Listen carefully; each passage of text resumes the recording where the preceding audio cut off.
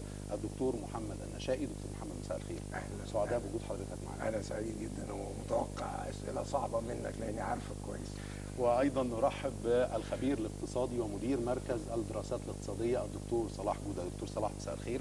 سعداء بوجود حضرتك معنا النهارده. انا الحقيقه سعيد جدا بوجوده لاني بعتبر ان هو اهم حاجه، اهم مني، لان هو الاقتصاد. أنا عايز أبدأ مع حضرتك دكتور محمد برؤيتك كمرشح رئاسي، أكيد له رؤية للأحداث السياسية والتطورات اللي بتحصل في مصر حاليا. هل لديك تفسير أو أي أسباب تراها هي الأسباب أو الأولويات الرئيسية لتصعيد الأحداث كما حدث في الشارع الآن؟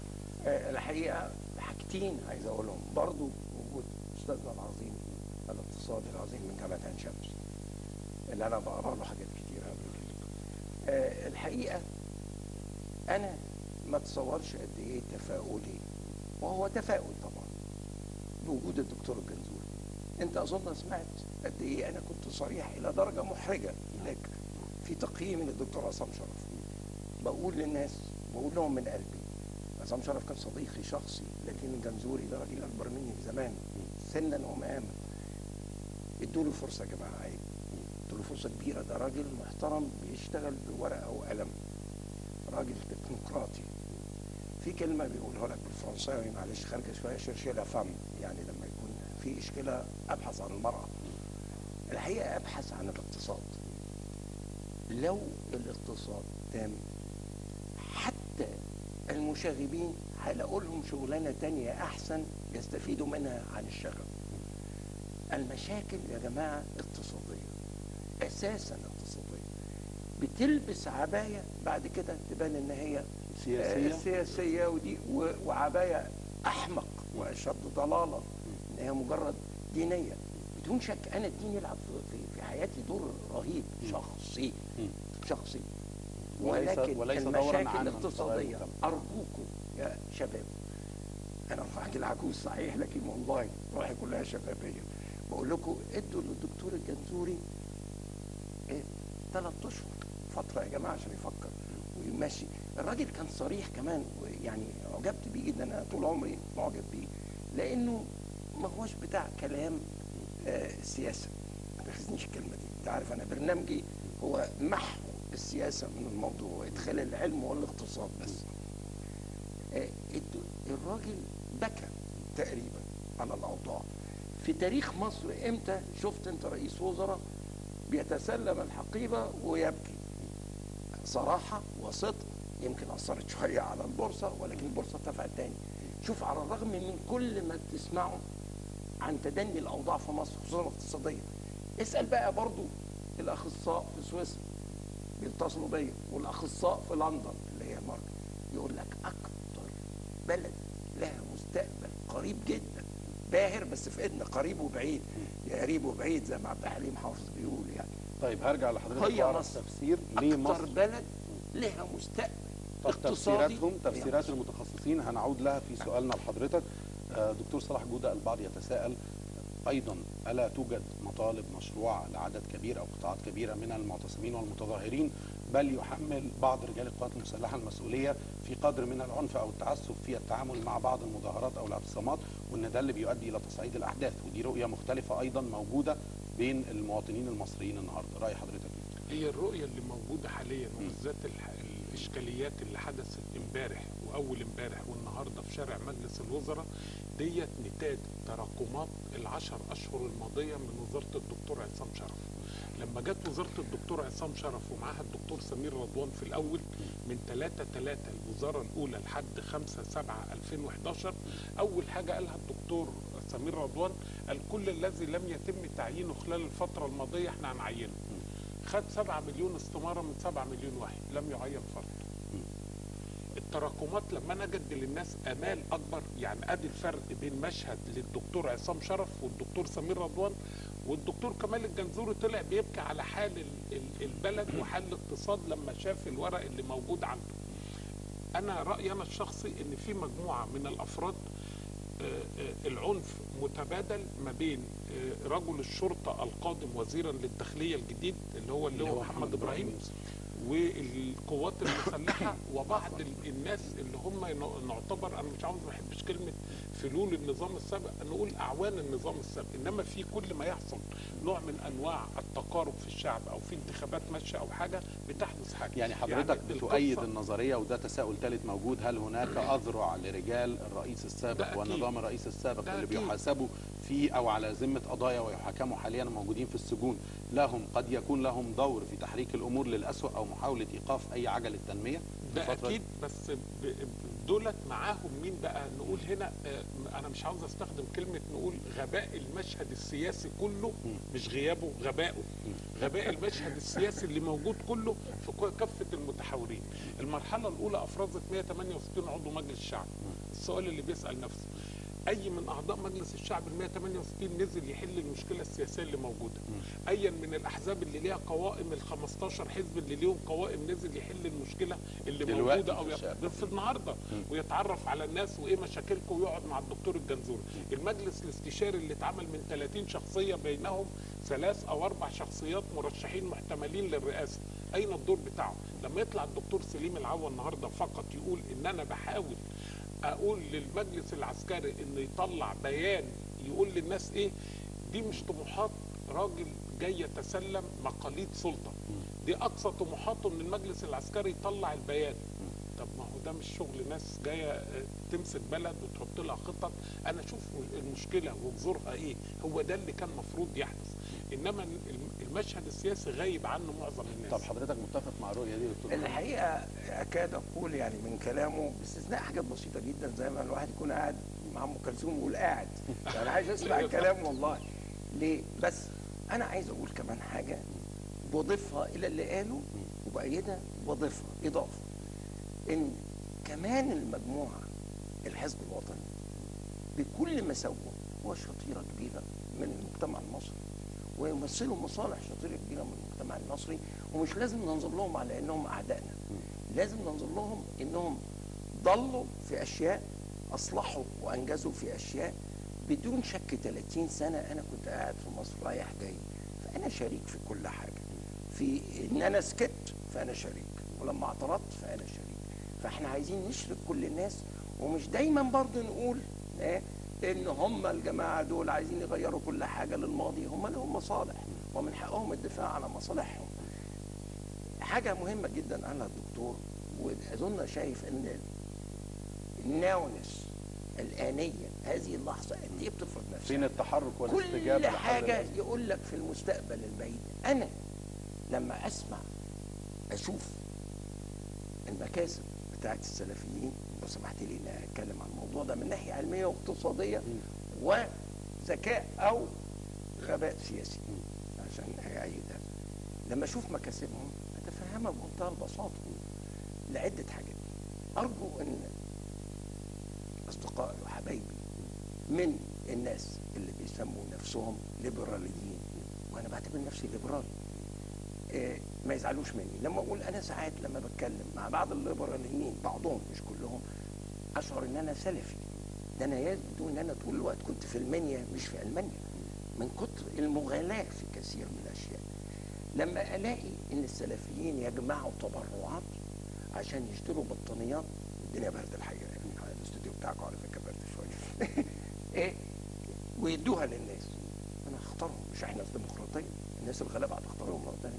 وألاقي ناس تانية بيجمعوا تبرعات ويدوها لواحد بيمثل الرئيس أوباما هنا، أبتدي أشك في الناس دول، وأنا كراجل طبيعي هروح اختار السلفيين اللي هيدوني بطانيه. المواطن بيشعر انه بيتواصل معاه ويقدم له خدمه. فقدنا يقول لك ده احنا هنعمل علم، العلم يجي كمان 50 سنه هيجيب نتائجه، واهم حاجه وال50 سنه ده لا شيء بالنسبه لعمر امه. بس بقى لو سمحت انا مش امه، انا محمد النشائي والراجل ده اسمه عبد عويس، وده عايزين يعيشوا دلوقتي، لازم نهتم بيهم دلوقتي، لازم نوظفهم دلوقتي، مش 7 مليون وبعدين ما يوظفش منهم حاجه. طب احنا قدام اشكاليه يا دكتور خطيره جدا اللي ارتكبه عصام شرف، انتهازيه. وانا عايز اقول كمان حاجه، واوجه المجلس العسكري اللي هو مش متخصص في العلم، مش متخصص في ومش مطلوب منه، وجهه التوجيه الغلط، فاحنا المتحملين هذه المسؤوليه. كان لازم اعلي صوتي اكتر في وقت عصام شرف وننهي هذه الفتره، وبقولها بنفس الجديه.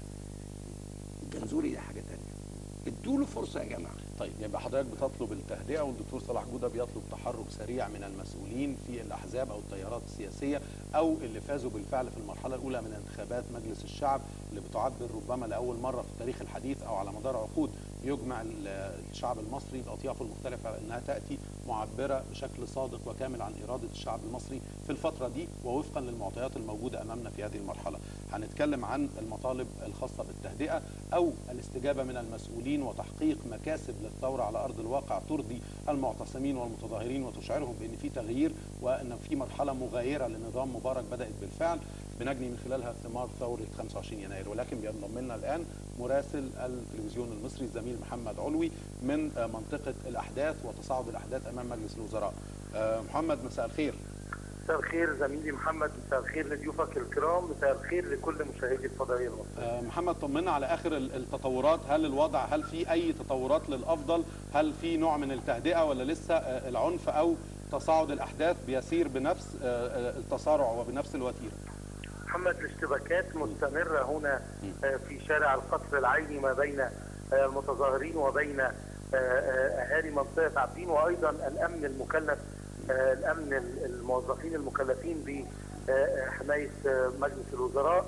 الحقيقه القاء الحجاره مستمره من المتظاهرين وايضا من موظفين الامن اعلى مجلس الشعب. الحقيقه مش بس القاء الحجاره، ايضا في عمليه خراطيم الاطفاء، وايضا المتظاهرين بيقوموا الان يعني تحديدا بتسليط شعاعات الليزر الاخضر والاحمر على وجوه اللي بيقوموا من رجال الامن اعلى مجلس الشعب. الاشتباكات مستمره، توجد ايضا بعض الحرائق في حديقه مجلس الشعب. الحقيقه ما فيش ألسنة للنيران شايفينها بشكل كبير، لكن في دخان خارج من حديقه مجلس الشعب، في ايضا دخان خارج من غرفه محاولات بتاعت محمد. في اي تدخلات محاوله للتدخل لوقف العنف من رجال الجيش، رجال القوات المسلحه او رجال وزاره الداخليه، رجال الشرطه المصريه، ولا الامر مستمر وقائم بلا تدخلات من رجال الجيش والشرطه؟ الامر مستمر، انا موجود منذ الصباح الباكر، ما فيش اي تواجد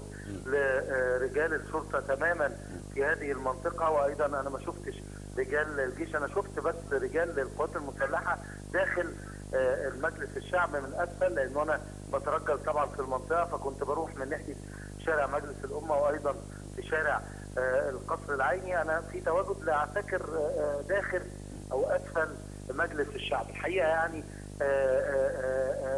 للاسف ما شفتش اي من افراد القوى السياسيه والتيارات السياسيه، وده اللي لازم تناقشوا حضرتك مع ضيوفك الكرام. وده بيتكلم عنه ضيوفنا بالفعل يا محمد، ان في غياب كامل للرموز السياسيه ولاعضاء مجلس الشعب اللي فازوا بالفعل في المرحله الاولى، ان ما فيش اي تدخلات من شخصيات سياسيه او شخصيات عامه او تواجد في الشارع لمحاوله او الاسهام في حل الازمه. الحقيقه ده سؤال انا سالته لنفسي منذ الصباح الباكر، ازاي ما فيش حد يبقى موجود للاشتباكات من الاهالي. ابتدت لانه فكر تقريبا الساعه 4 فكر اهالي عابدين والسيده انهم يعملوا دروع بشريه وانهم يوصلوا لغايه شارع القصر العيني في الاتجاه في شارع مجلس الامه من ناحيه ضريح سعد.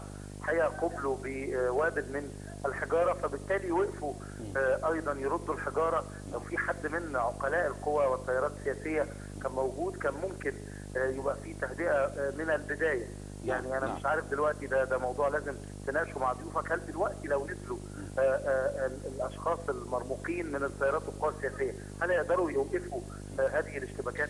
ده سؤال هنوجهه لضيوفنا بالفعل. الزميل العزيز محمد علوي من منطقه الاحداث من امام مجلس الوزراء ومجلس الشعب، مراسل التلفزيون المصري. شكرا جزيلا لك دكتور صلاح، تعقيب حضرتك على ما جاء في مداخله ومتابعه الزميل محمد علوي والوضع الان امام مجلس الوزراء.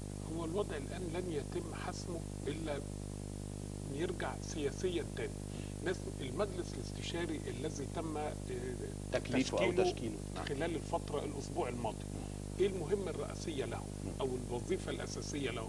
هو بيقول لك ملوش انه يتدخل في تعديل قوانين او يسن قوانين، انما يكون حلقه اتصال ووصل ما بين المجلس العسكري وبين الشعب وجموع الشعب. فين حلقه الاتصال اللي موجوده؟ المشكله اللي حادثه قدام مجلس الوزراء، شعب ده ولا مش شعب؟ شعب واقف مجلس العسكري موجود، الناس رجال القوات العسكريين رجال القوات المسلحه بيضربوا فيه ردا او ضربا عشان ما نعرفش ايه الحكايه، او حتى لو قلنا بشكل مشروع محاوله حمايه المنشآت من تصاعد العنف. فين بقى هنا المجلس الاستشاري اللي ينزل كل واحد فيهم من المرشحين اللي موجودين؟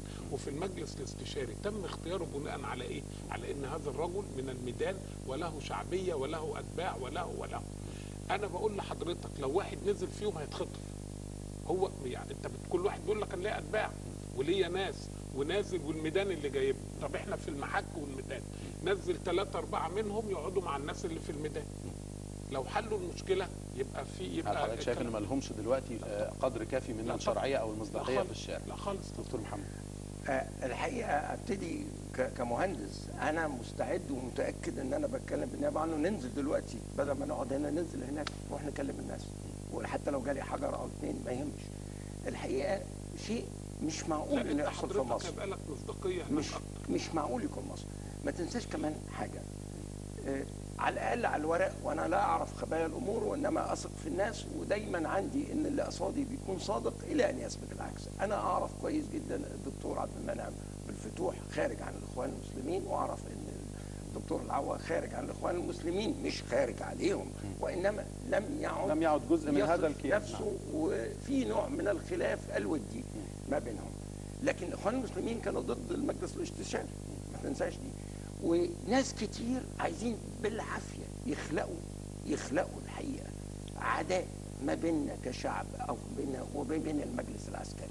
المجلس العسكري ما هو الا ممثل. ما اقدرش اقعد مع القوات المسلحه كلها زي ما الشباب يا دكتور مش عارفين يختاروا شويه لنفسه. هنجيب الجيش المصري كله وفرقه المدرعات. مش لازم نتكلم مع بعض الناس. والجيش فيه حاجه جميله جدا، الاقدميه لابد من احترامها، يعني لا يمكن عدم احترام الاقدميه. ده عبد الناصر نفسه كان يخاف يتخذ قرار الا لما كان عبد اسمه ايه ده، محمد نجيب الاول، هو بما انه راجل اعلى منه رتبه. هذه الاشياء بتشعرني ان هي مش جايه كده. يعني انا شايف ان السبيل الوحيد لحل اي ازمه او اي تصعيد للاحداث دلوقتي هو اختيار وتشكيل على وجه السرعه وفور اندلاع اي حدث ممكن يهدد السلم والامن العام في مصر دلوقتي او استقرار الاحداث ولو نسبيا، ان لازم يحصل تفويض لشخصيات تتحدث باسم اما المؤسسه العسكريه او جموع الثوار وائتلافات الثوره. لازم يبقى في لقاء ويعني الحديث حول تحديد اهداف معينه. الانجليزي بيقول two is a company, three is a crowd. لما بيكون اكتر من 3 في اللغه العربيه اكتر من 2 جمع. مش ممكن ان يكون في حديث له معنى ومنطق ومن غير عصبيه. انت ساعه ما تزعل، انا ساعه ما ازعل نص عقلي بيروح. انا لازم اكون هادي عشان اعرف اتكلم. لما تقعد وترمي حجاره وزعيق. الدكتور الجنزوري يشتغل ازاي يا جماعه؟ ده الراجل بيشتغل بالورقه والقلم، ده انا عارفه. ده بيقول بيحسب الحسبه في مخه وهو قاعد. الحقيقه من الحاجات الجميله فيه ان هو يعني انا بتاع رياضه، فشيء طبيعي. يعني كل حاجه احسبها في مخي الاول وبعدين اكتبها. هو يحسب كل حاجه ما تلاقيهوش في ورقه في ايده. المشاكل في عهد الدكتور الجنزوري مصر لما سكتنا وهدينا كان فيه هدوء. الحقيقه انا وحشني الهدوء شويه من غير ما ندخل في خناقات يعني. لا ده حقك كمواطن مصري، يعني حضرتك تقول رايك بمنتهى الحريه يا دكتور. الجنزوري خلى مصر، خلى البنوك السويسريه والبنوك الانجليزيه يتصلوا بيا وانا قاعد في السعوديه يقولوا لي عايزينك تدخلنا مصر. هم اللي يترجوني، مش كالعاده اروح انا اترجاهم عايزين نعمل شركه. هم قالوا ان من سمات عمل الدكتور كمال الجنزوري في فترته الاولى او ولايته الاولى في رئاسه الحكومه انه كان قادر على التعامل اقتصاديا بشكل جيد وسعر الدولار وغيرها من ما تنساش كمان الاقتصاد غير العلم. الاقتصاد يحيا ويعيش ويموت بالسمعه. العلم لازم كل حاجه بالظبط. خلينا ناخد من كلام حضرتك سؤال الدكتور النقطه دي بس. السمعه تخرب الدنيا. يعني البنك يبقى بنك طالما الناس تثق فيه، ساعه ما الناس ما تثقش فيه ما بقاش بنك. طب انا هاخد من كلام حضرتك لانه مرتبط بما يحدث الان على ارض الواقع في شارع مجلس الوزراء ومجلس الشعب. دكتور صلاح، الدكتور محمد نشائي بيقول للناس لابد من التهدئه، لابد من وقف الاعتصامات او التظاهرات ولو لفتره مرحليا لحين اعطاء الفرصه للمجلس العسكري ولحكومه الدكتور الجنزوري لابداء خطوات جاده هم قادرين او اعلنوا انهم قادرين على تنفيذها، هتكون مرضيه لجموع الثوار ولجموع المصريين. ورايين اختلفوا أو تناقضوا حول جدوى تصريحات وخطاب الدكتور جمال الجنزوري في مؤتمر صحفي اللي اتكلم من خلاله عن خطورة وخطورة بالغة للوضع الاقتصادي في مصر. بعض الناس قالوا ده من شأنه أنه أدى إلى هبوط في مؤشرات وأسهم البورصة المصرية وبيخوف المستثمرين اللي ممكن يأتوا على مراحل أو على استحياء. البعض الآخر قال لا، ده كان مواجهة للأحداث وكان لابد أن يبدأ هذه البداية عشان الناس تعرف إحنا فين وعلى أي أرض نقف. رأي حضرتك إيه؟ أنا رأيي إن الحديث اللي عمله الدكتور الجنزوري كان لابد منه. أنا لازم إن أنا أعرف اولا علشان ابتدي الحل العلمي لاي مشكله الاعتراف بوجود مشكله. لو انا مش معترف ان انا مريض مش هروح للدكتور، ولو خدتني غصب عني للدكتور مش هاخد الدواء اللي كاتبه. يبقى لازم الاول اعرف ان انا راجل مريض. انا بقول لحضرتك الناس اللي خرجوا يوم الثلاث 25 يناير 2011 انا بنقسمهم واستمروا يوم الجمعه 28 واستمروا حتى تنحي راس النظام السابق يوم 11/2/2011 واستمرت الأحداث بعد ذلك. احنا بنقسمهم عندنا جزئين. 25% من الناس الشباب اللي خرج واللي التف حواليه الشعب بعد كده خرج لمطالب سياسية فقط، العدالة، الحرية اللي موجودة، إلغاء قانون الطوارئ، إلغاء الاعتقالات وخلافه. 75% وهو الكم الأكبر خرج لمطالب اقتصادية.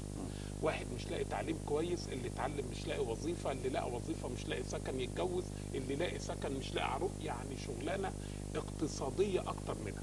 ال10 شهور اللي فاتوا مروا على مصر دولت اعتبارا بنقول من أول وزارة للدكتور عصام شرف، لأن وزارة الدكتور أحمد شفيق كانت مدتها قليلة 28 يوم أو حاجة واستهلك منها جزء. من 3/3 لحد 22/11 مصر يعتبر هذا الزمن ساقط منها. سقط. يعني احنا النهارده 3/3 النهارده مفروض 4/3 يعني هنبتدي من النهارده. طب الفترة اللي فاتت دي نشوف احنا الدول اللي حوالينا وامثالنا زينا عملوا ايه. دولة زي تونس الثورة بتاعتها بدأت قبلنا ب14 يوم، هم عندهم رئيس جمهورية وانت لسه ما كملتش انتخابات المرحلة الثانية. هم عملوا دستور وانت لسه بتقول اللجنة الأولى ولا الدستور أولا ولا الانتخاب أولا. هم هيبتدوا في يعني انطلاقة الاقتصاد بتاعه واحنا لسه بنبكي على الأطلال واللي فات، والناس ليها مطالب واقفة قدام مجلس الوزراء ومجلس الشعب. ولكن الرئيس التونسي وحضرتك تعلم ده من خلال متابعتك لوسائل الاعلام بيقول لهم يا جماعه رغم الخطوات دي ما زالت يعني تندلع وتشتعل الاعتصامات والاحتجاجات وعشان نحقق شيء، والا بالفعل اعلن انه سيستقيل من منصبه في رئاسه البلاد في تونس لو استمرت الاعتصامات. في الاخر في رمز للدوله موجود. نعم. وفي حكومه في كيان بدا يتشكل. نعم. انت النهارده عندك اشكاليه تاني عشان بس نتكلم بمنتهى الوضوح والشفافيه.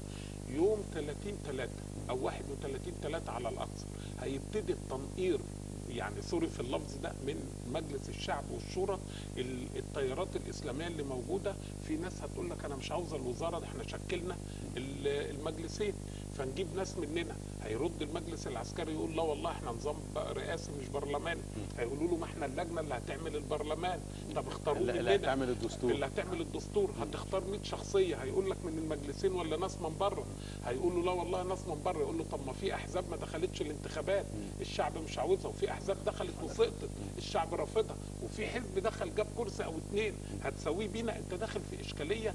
هنرجع للمربع صفر اعتبارا من يوم 1/4. طيب نرجع تاني للمربع اللي هو بيقول ايه الدستور اولا ولا طب في الظروف اللي بيتكلم عنها دكتور صلاح دي من هل البعض بيتساءل، وده يعني مجال تخصص حضرتك يا دكتور، هل الافضل اقتصاديا وعلميا ان انا اشوف حلول على ارض الواقع ترضي المواطن المصري في المرحله دي وتقول له ان في ولو تدريجيا ثمار للثوره بدا يشعر بيها، ولا الدخول والاعلان عن مشروعات عملاقه واحنا البلد تقف على ارض هشه في المرحله دي؟ لمده 50 سنه يمكن ببالغ شويه، لكن بلا يدعو شك راجل عالم علم رياضه وطبيعه ومهندس زي مهندس الاقتصاد، لمده 25 سنه كل مشروع عملاق بمعنى المليارات والتريليونات هو أسوأ شيء تقدر تعمله مصر. ليه يا دكتور؟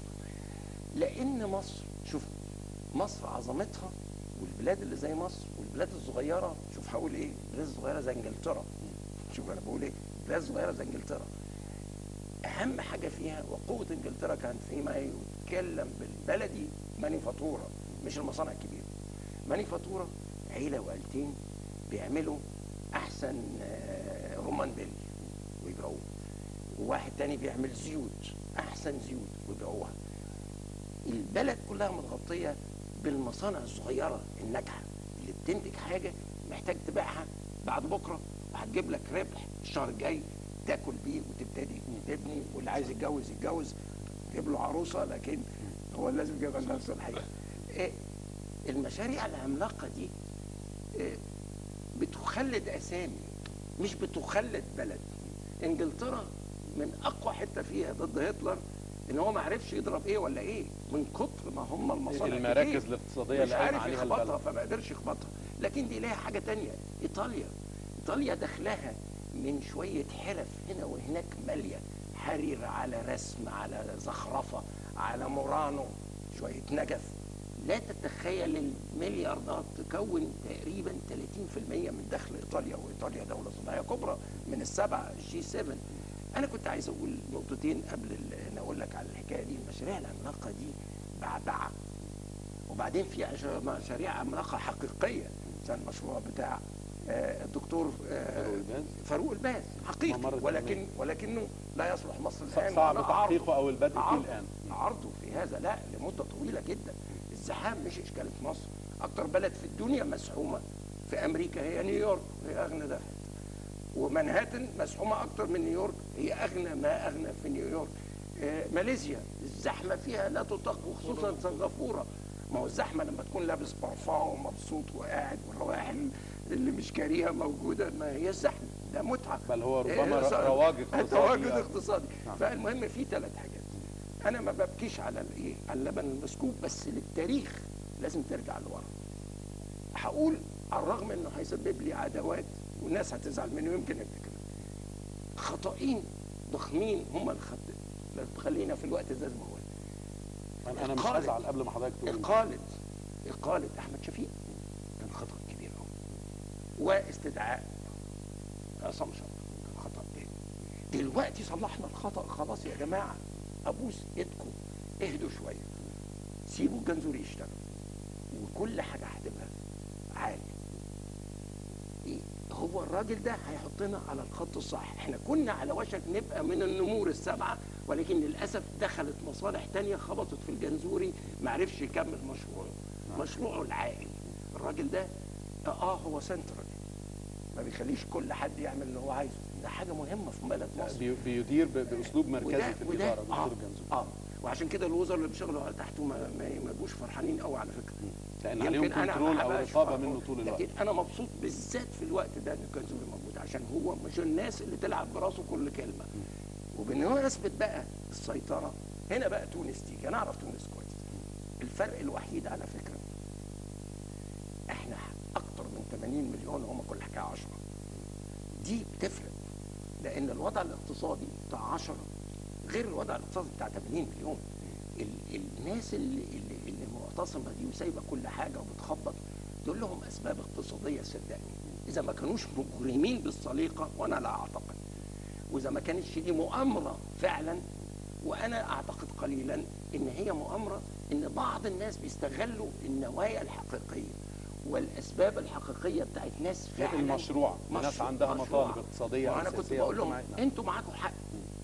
هم في التحرير، وانت عارف ان انا كمرشح محتمل دايما كنت بقول انا عمري ما وقفت قدام التحرير بطالب باي حد يرحل. انا احب جدا الايفولوشن. من كتر ما انا وانا صغير كنت بتاع ريفوليوشن او بتاع ثورجي، لم اقعد اؤمن بالحاجات العنيفه. انا لا اؤمن بالعنف خالص. اذا النهارده انت سالتني انا اغير ازاي؟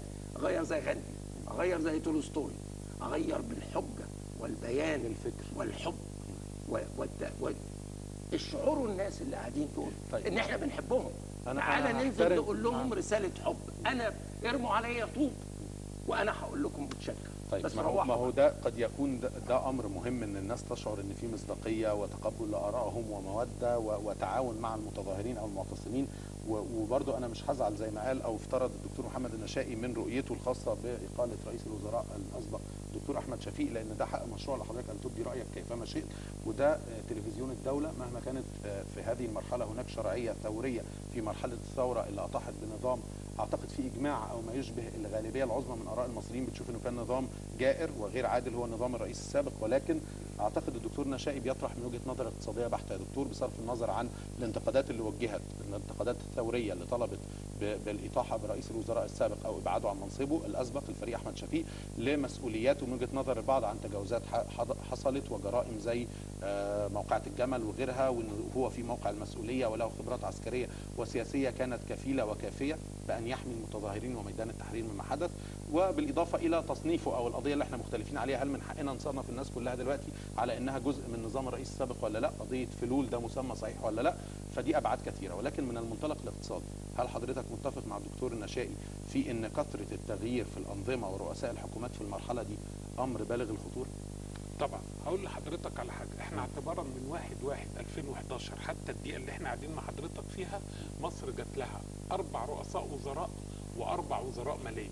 من 1/1 ليوم 30/1 كان رئيس الوزراء اسمه احمد نظيف. نعم. من 31/1 ل2/3 كان رئيس الوزراء احمد شفيق. من 3/3 ل 22/11 كان رئيس الوزراء عصام شرف. من 22/11 حتى الان او لاخر السنه الدكتور الجنزوري. 4 وزراء ماليه. من وزاره احمد نظيف كان يوسف بطرس غالي. من يوم 3/3 لحد 5/7 كان سمير رضوان. من 6/7 ل 22/11 حازم ببلاوي. من النهارده لاخر السنه ممتاز السعيد. كثره التغيرات اللي موجوده ديت بتؤدي الى نوع من انواع عدم الاستقرار بالذات في المعاملات الماليه. انا بقول لحضرتك مشكله مصر ومشكله المتظاهرين علشان يتم الخروج منها، زي ما قال استاذنا احنا محتاجين ندي الراجل دوت زي ما ابتدت قلنا للمجلس العسكري في الاول في 6 أشهر هتيجي تاخدهم اعتبارا من يوم 12/2/2011 تاني يوم اللي هو كان يوم السبت، تاني يوم تنحي رأس النظام السابق. قلنا له خد 6 شهور علشان نظبط الامور بتاعتنا سياسيا. ندي هذا الرجل 3 أشهر، وهو بالمناسبه اكتر من 3 أشهر مش هيقدر يقعد. الحاجه المهمه ان انا لازم زي ما قال الدكتور الجنزوري عندنا مجموعه من المعطيات والارقام لازم نطرحها على الناس كلها. ولو تسمح لي في عجاله اقول لحضرتك عليها. مصر كانت يوم الاثنين 24 يناير المديونيه الخارجيه ليها كانت 34 مليون دولار. النهارده 36 مليون دولار، 36 مليار دولار بما يعادل 216 مليار جنيه مصري. المديونيه الداخليه كانت 888 مليار، النهارده 1044 مليار، اي ان حجم المديونيه بالكامل 1260 مليار جنيه. مصر بتدفع لهم فوائد 105 مليار جنيه، بتدفع اقساط 103 مليار جنيه. حجم الناتج القومي المصري كلها، كل مصر اللي بتعمله سنويا كان 1.2 تريليون جنيه، اي 1200 مليار جنيه. من 1/1 حتى النهارده حجم الناتج القومي المصري كلها 640 مليار، اي اننا عملنا بما يعادل 60% من اللي المفروض كنا بنعمله السنوات السابقه. معدل السياحه في مصر كان بيدخل لمصر دخل شهريا 1 مليار دولار، اي بما يعادل 12 مليار دولار سنويا. اللي دخلوا النهارده خلال ال 11 شهر اللي موجودين 4 مليار، اي ان مصر فقدت التلتين او التلتين فعلا، وحققت التلت فقط. وحققت التلت فقط. السؤال هنا، مصر النهارده محتاجه ايه في الفتره دي لل3 شهور يقوم المواطن المصري يشعر ان الثوره اللي جات له دي جت كويسه عليه، ما جاتش نكبه عليه؟ ايه العناوين الرئيسيه؟ العناوين جت كويسه ما جاتش نكبه عليه. الدكتور كمال الجنزوري يقدر يعمل الحاجات دي؟ اقول لحضرتك على روجيتا سريعه كده 5 حاجات يعملها يريحوا الناس ويريح الشعب ويريح الوزاره، والخزانه المصريه لا تتكلف سنت واحد. يطلع قرار واحد كده، ضم اموال الصناديق الخاصه الى الخزانه العامه للدوله. مش انشاء واحد صناديق خاصه جديده. الصناديق الخاصه ديت عباره عن كام صندوق؟ 8900 صندوق، فيهم 1.2 تريليون جنيه، اي 1200 مليار جنيه. 2 حد ادنى 1200 جنيه للاجور، وحد اقصى 30000 جنيه، بشرط دي اللي بتطلب يا دكتور صلاح ودكتور محمد حضرتك تشهد على هذا الكلام. المطلب ده المواطن المصري بيطلبه، تقليل الفوارق والفجوه في الاجور من بدايه الاحداث. بند الاجور. ده الجنزوري الشاب شوف ربنا طريقته يخليك في يا الكلام. ما هو ده شوف مهم طريقته اننا في ناخد الكلام. وهرجع لحضرتك شوف بالتساؤلات طريقته في الكلام. يعني اولا مطلب، انا باكد على كلام حضرتك ان تماماً. مطلب تقريب الفجوه او تقليل الفجوه في الاجور مهم حد جداً. ادنى حد أقول اقصى كان لحضرتك مطلوب من بدايه الاحداث. بالظبط. بند المرتبات والاجور في الموازنه العامه للدوله اللي اتقدمت يوم 25/6/2011 105 مليار، والبند الثاني اللي هو المشاريع الخاصه 80 مليار، اي يبقوا كلهم 185 مليار.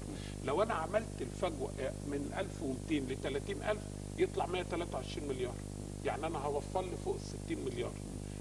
ادي بندين.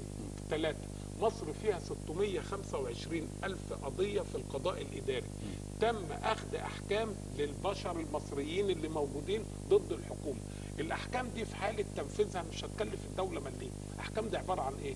سعادتك كنت في محافظة أسيوط عاوز تتنقل محافظة سوهاج، واحد مراته كانت في شبرمنت عاوز يوديها مش عارف العتبة، واحد خد البيت، كلام فارغ كله. لو انا نفذتهم انا ريحت البشريه اللي موجوده ومفيش ضغط على الجهاز الاداري والحكومي. الحاجه الرابعه المهمه جدا ودي تدخل للخزانه العامه للدوله 22 مليار دولار. ايه هي يا دكتور؟ تعديل اسعار الغاز المصدره الى اسبانيا وتركيا واسرائيل والاردن، والتعديل يجوز لمصر انها تقوم بالتعديل من طرف واحد، لان كانت في العقود دي ده جزء من شروط التعاقد. تشوبها الفساد. مصر بتبيع المليون وحده للغاز اللي هو زي لتر البنزين كده 1.6 دولار، سعره العالمي 7.2 دولار. انا كده بدعم المواطن الاسباني اللي دخله 22 ضعف المواطن المصري، والمواطن التركي اللي دخله 15 ضعف المواطن المصري، والمواطن الاسرائيلي اللي دخله 11 ضعف المواطن المصري، حتى الاردني دخله 4 اضعاف المواطن المصري. بدعم كل الناس الا المواطن المصري. الا المواطن المصري. ليه يا دكتور؟ ايه راي حضرتك ومدى الجديه في القبول والتنفيذ؟ الحقيقه معجب جدا في طريقه عرضه لافكاره، وشوف من غير ورقه ولا قلم، لانه فاهم الموضوع. اللي يفهم الموضوع بيفهم الارقام وبيتعامل مع الرقم مش على انه رقم، دي حاجه حيه قصاده عارفها وعارف تاثيرها. انا عايز اضيف بس حاجه متواضعه في تخصصي انا، ولكن زي الميك اب زي المكياج.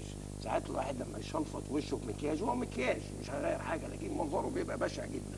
فمن المناظر البشعه هي حكايه مشروع مدينه سويل. ده بيضيع مليار وبيضايقنا ب20,000 مليار، وبيضايق العلماء. احنا بنسمع حضرتك والدكتور، احنا شايفين على الشاشه جانب من احداث شارع مجلس الوزراء ومجلس الشعب، وبنتابع حديث او رؤيه الدكتور محمد النشائي. فالحقيقه لازم نحافظ على مشاعر الناس. مليار ده لا شيء بالنسبه لدوله زي في حجم مصر، دوله ضخمه، ولكن انا لما اكون كل اشكالي في الحياه 10,000 جنيه والاقي ان الدوله بتبعزق مليار ودول هيجيب لنا كلام كمان 25 سنه، انا بزعل وبروح ارمي في طوب. لما ارمي طوب البورصه تقع. وانا بتكلم برضو بايد كلامه. الجنزوري راجل فاهم شغله، عارف ان كلامه ده هيأثر على البورصه، لكن كونه انه ما يكونش في اللحظه التاريخيه دي واضح وصادق عكس اللي قبله كانت اخطر على الدوله. ولذلك لعب لعبته ان هو قال الكلام، انخفضت البورصه، ودلوقتي عشان الجنزوري موجود البورصه طالعه. لكن مطلوب منه يا دكتور انه يعيد صياغه او يعيد الحسابات وتقييم بعض قرارات رئيس الحكومه السابق الدكتور عصام شرف. الدكتور عصام شرف كفايه قراره الاخراني انه يعين زوجة واحد صاحبه في مكان ما، يعني في اخر لحظه قبل ما يسيب يجي عامل حمله زي كده. الحقيقه انا صدمت في كل شيء عمله عصام شرف. كلها هو وجه المجلس العسكري توجيه غلط جدا، اساء للمجلس العسكري. مش او خلينا نقول الصياغه. اتفضل. لما مديرين البنوك ومحافظ البنك المركزي الدكتور عقده اللي هو راجل محترم يتدخل في البحث العلمي في مصر، دي كلام فارغ. لما يبنوا قراراتهم على وزير للبحث العلمي هو اساسا لا يصلح انه يكون وزير خالص، مش بس وزير للبحث العلمي، لا علاقه له بالبحث العلمي. وبعدين زي ما شفت 4 وزراء للماليه، وانت عارف انه بيقولوا لما يكون في 4 طباخين يبوظوا الشوربه too many cooks spoils the soup. لكن فما بالك بقى كل شويه يجي لنا واحد وزير للبحث العلمي، واساسا وزراء الحقيقه يعني معرفتهم بالبحث العلمي كسياسه.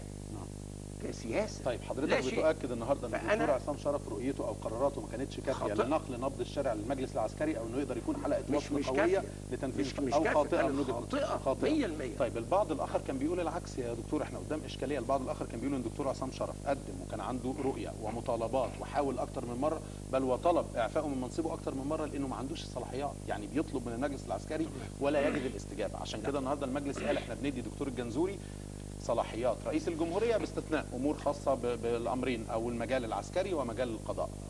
يعني النهاردة احنا أمام إشكاليات ورؤى مختلفة متباينة. بس هطرح على حضرتك دكتور نشائي سؤال الناس بتطرحه في الشارع دلوقتي واحنا بنتابع الأحداث دي على الشاشة.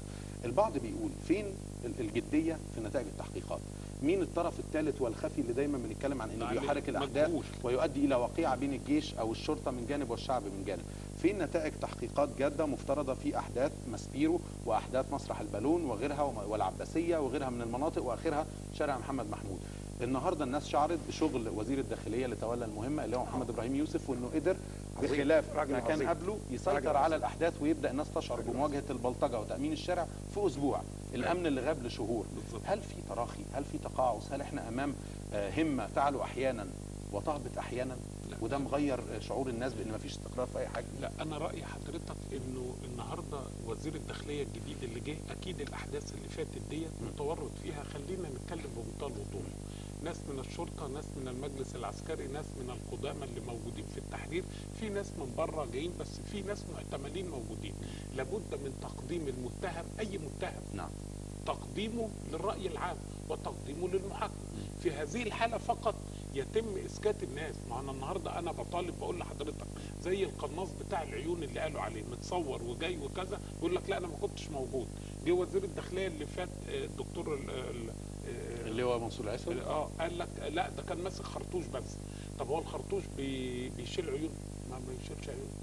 يعني الراجل انا بفهم برضه في السلاح شويه، ما بيشيلش عيون. انما تقولوا طب مين اللي كان بيضرب؟ يقول لك ده ناس من على البيت فوق. طب الشارع من تحت مكتظ برجال العسكر، سواء الشرطه العسكريه او رجال الداخليه. انا بقى طالع بازازه فوق السطوح والدكتور طالع بازازه فوق السطوح الثاني، طلعنا ازاي وتصرفنا ازاي وضربنا كويس؟ انت شفتنا من فوق واحنا بنضرب، ما مسكتناش واحنا نازلين ليه؟ ما بعتش حد يمسكنا من فوق ويرمينا ليه؟ نبقى خلصنا. انما هو ده كلام ناس مش عاوزه تحل المشكله، وعاوزه الناس الاشكاليه بتفضل مفتوحه مستمر ويفضل في خلط في الاوراق وفي بلبله. لا احنا عاوزين نحل ولا حاجه. في حاجه مهمه جدا عايز اقولها برضو بصراحه، لو انت تديني الامان. لان انا مش عايز، انا يهمني جدا ان السفينه تسير في هدوء. انا ما اعرفش اشتغل الا في الهدوء. خلينا نكون واقعيين. مصر مش هي الحاجه الوحيده اللي بتحصل فيها المؤامرات من الخارج.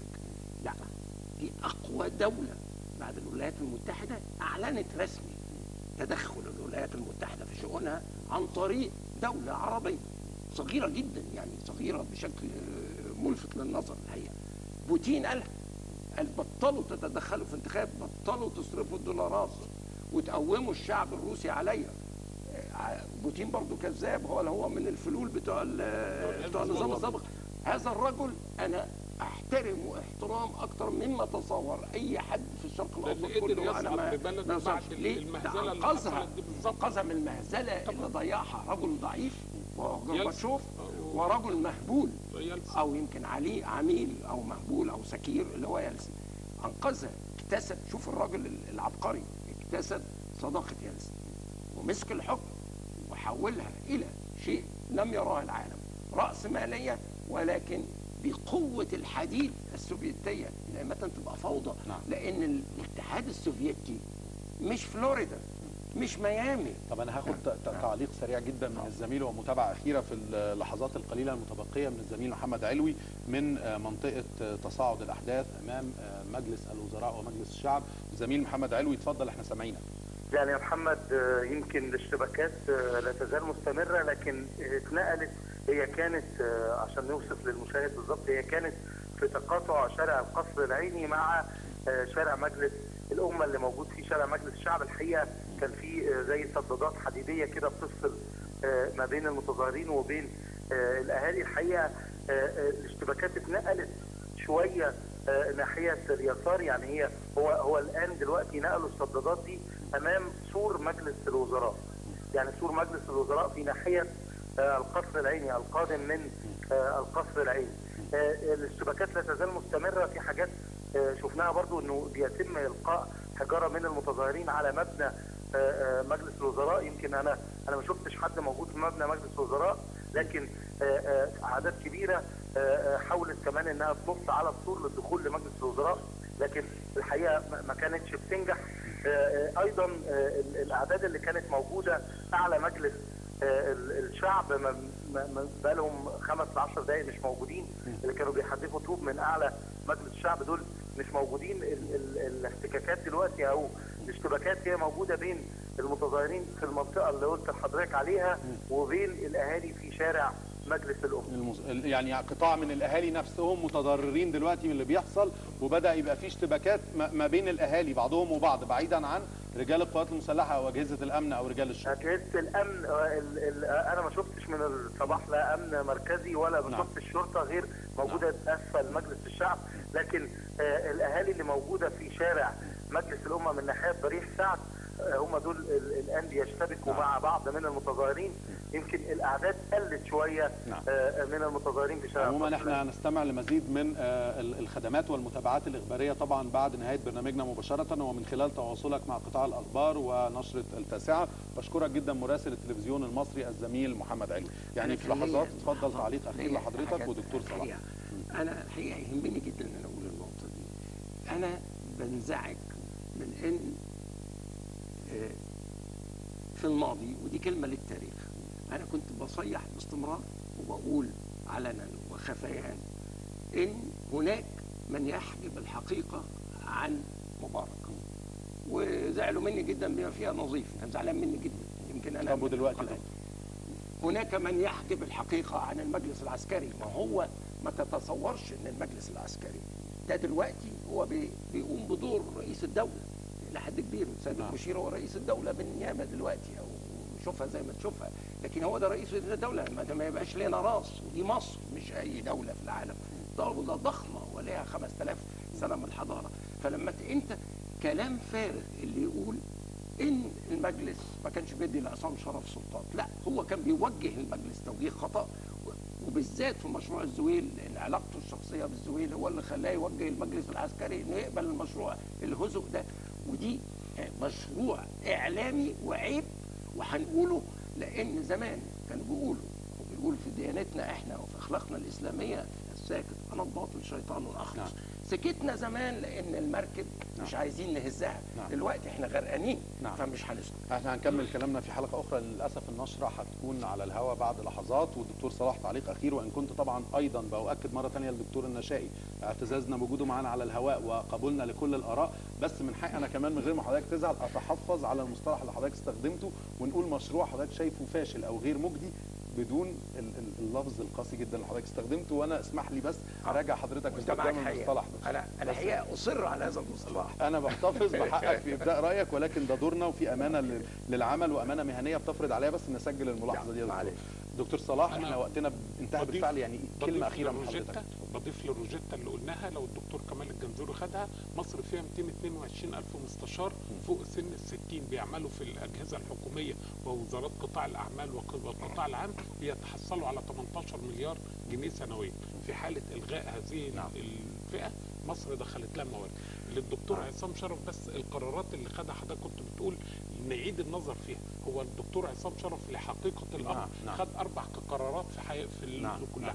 1 القرار بالغاء التوقيت الصيفي، 2 القرار بالغاء الاسم مبارك من على المترو، تغيير التردد. حضرتك شايفها كلها قرارات غير مهمه او غير مجديه. في النهايه انا بشكر حضراتكم. اولا ان شاء الله نصل لصيغه تقارب وجهات النظر بين المجلس العسكري والمجلس الاستشاري وهيئات الدوله والمعتصمين والمتظاهرين. ان شاء الله يتوقف اي شغب او عنف. لابد ان الكل يسعى لوقف العنف بحثا عن الاستقرار مع كافه حقوق الشرعيه الثوريه وحقوق المطالبه بمزيد من الحريات وبتحرك حقيقي لمحاسبه الفاسدين وجني ثمار الثوره، وان شاء الله ده يتحقق. بشكر حضرتك جدا دكتور صلاح جوده، بشكر حضرتك جدا دكتور محمد من غير النشائي. تحفظ. من غير اي تحفظ. دكتور محمد النشائي المرشح المحتمل لرئاسه الجمهوريه والعالم المصري الكبير، وايضا دكتور صلاح جوده مدير مركز الدراسات الاقتصاديه والخبير الاقتصادي. شكرا لكم والى اللقاء. احنا نشكرك جدا على فكره. شكرا يا دكتور. دايما الحديث معك